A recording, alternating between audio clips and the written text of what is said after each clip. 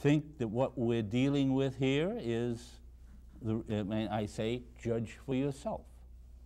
Remember, as I say, think of what scientific investigation and the reality, the truth that it has brought, have generated in your life today.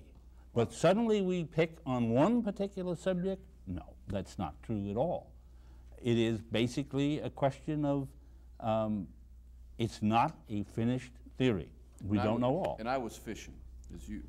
Well, it could be, but the long and short. For you to say what you said yesterday, because I believe, and you were talking about political, but you were talking about the political scientific community, but you were talking about yesterday political. That's, I think, we the people. I think that's why you're here. You have allowed it to happen. I mean, you're the ones that have allowed, because he was saying politically, every textbook is determined by the local community.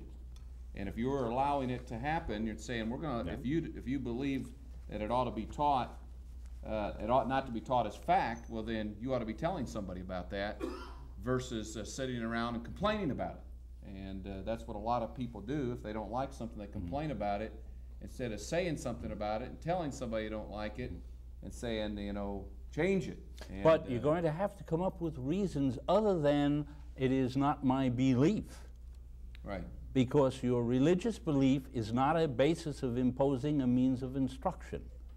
And you cannot, believe me, in a courtroom or in a valid debate, get by with some of the misrepresentations that have come from creation science, where they selectively take certain things and use them. And I'm not saying scientists don't do it, but on the side of science is the overwhelming strength of self-criticism, we might say, refinement and development of growth in an environment of criticism. But Dr. Hiltman has been, and Dr. Hovind both have stated, and we have it an understanding that both are, in scientific terms, theories. In scientific terms, theories. A theory because nobody was there.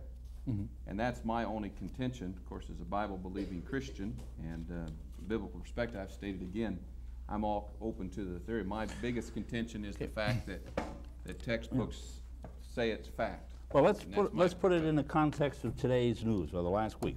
I've been listening, and I'm so sick and tired of hearing about this couple in Topeka with their baby in and out of the hospital because of their beliefs that without medicine and so forth. When you get into the field of medicine and much of what we're doing there, it's based on a number of things that are not accepted by religious dogma. And if you don't choose to accept it, you don't have to. But the long and short of it, as I say, you have a community in this society here in Kansas City, in this room, and in the United States, with a Judeo-Christian background, that fundamentally are living much of their lives accepting on faith the fruits of scientific research. Where it comes a cropper with the idea of the long or short age of the earth, that's a problem.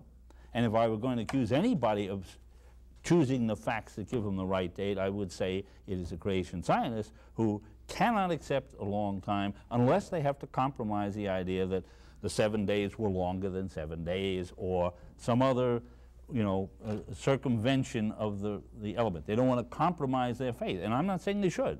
I'm just simply saying is, don't accuse us of attacking the Bible. When I look at a rock or I interpret a fossil, I do so merely to unravel a bit of Earth history, to broaden that circle of light. Where the knowledge falls, I don't know. Alfred Nobel, the inventor of dynamite, he was motivated to do good for mankind. But obviously, his knowledge was misused and probably has brought more harm than good. I don't know. But we're not responsible for that. Right, I agree with No, you are. And that's exactly it. And you're the ones who have to come to grips with the problem of certain realities and certain faith. And that's it. And don't let anybody talk you out of anything, but don't expect schools to accept the argument that this is my belief. You can go to a religious school and do that, but if it's going to be a public one, it almost has to be independent of any theological view. I agree, and that's where evolution falls in the realm of theology, and it does not Well, belong that's in a the public point school. that's been tested in the courts and will be tested again, and I'm not going to say that when the court says we'll this is cover it. right, because many- I disagree with the court more often Sure. than not. So Well, many I'm sure the locals- group, will probably, we can all agree Well, on I that. think that we come to the conclusion that neither of these gentlemen are the ones that get to say ultimately what's printed in the textbooks, which is, you know, but you are supposed to be able to. And They're that's kind of correct. where I love to carry it on all night, and some of you probably would stay here all night, and I appreciate that. Some of you would say, I've heard enough. I mean, if you want to stay around and ask some questions of these gentlemen, please don't. Again, I think it's been an excellent evening. I'd like to thank them. I'd like for you to thank them for their good spirits. And it's been what I had hoped, just a good discussion of these the facts and what as we perceive them. So let's thank these gentlemen for being here.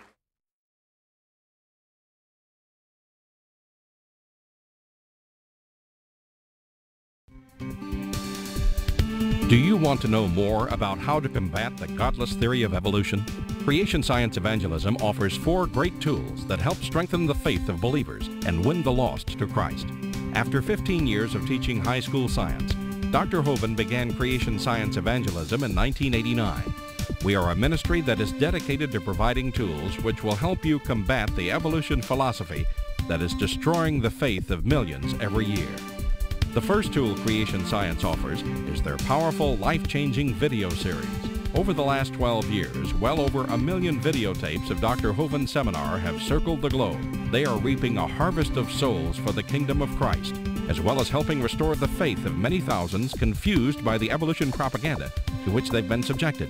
These videos are available in English, Russian, French, Spanish, Japanese, and sign language. The Age of the Earth, first of the 7-part series, teaches that God created the universe about 6,000 years ago in 6 literal days. Could this be true? Can it be scientifically proven that the Earth is not billions of years old? This tape gives solid scientific evidence that the Earth is young and that the Bible is scientifically accurate. How did the environment of the original creation differ from ours today? And how would this allow men to live over 900 years? Can Christians have a good explanation for the existence of dinosaurs? Could some dinosaurs still be alive today?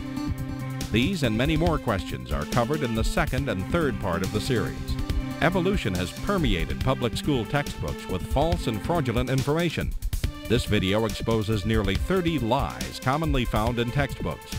Every public school student, teacher, and school board member needs to watch Part 4 of this series. Find out if you have been lied to in your textbooks. Discover the terrible difference evolutionary beliefs have made in the past as well as in recent history in our video number 5. Dictators throughout time have used their evolution-based philosophies to rationalize their brutal actions. Learn how evolution propaganda is being used today to prepare people for the New World Order. This is just a taste of all the information the 17-hour seminar series has to offer. Also available are college courses that expand on the seminars in great detail. For those who can handle a more confrontational atmosphere, our debate series is just for you. I said, now, Mr. Patterson, if you think the tailbone is vestigial, I, Kent Hovind, will pay to have yours removed. Dr. Hovind has debated a wide range of atheists and evolutionists all over the country, and you're sure to find these 12 debates very exciting. These would be perfect to present to that scientifically minded person who likes to argue their point.